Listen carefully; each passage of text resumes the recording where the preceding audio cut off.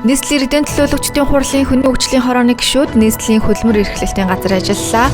Хүний хөгжлийн хорооны гишүүд залуучуудын хөдөлмөр эрхлэлтийг дэмжих зорилттой хөтөлбөр хэрэгжүүлэх, оюутнуудыг цагийн ажилд зуучлах зэргийг бодлогоор дэмжих шаардлагатайг онцолж байсан юм а.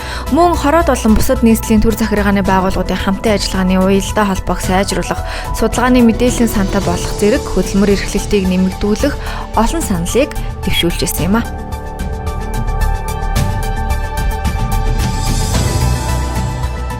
Хүрээлэн байгаа орчин дээлтэй аялал жуулчлал ба гэмт хэрэг зөрчлөөс урьдчилан сэргийлэх сэдвт салбар дундын хамтарсан зөвлөгөө Хинтээ аймагт боллоо.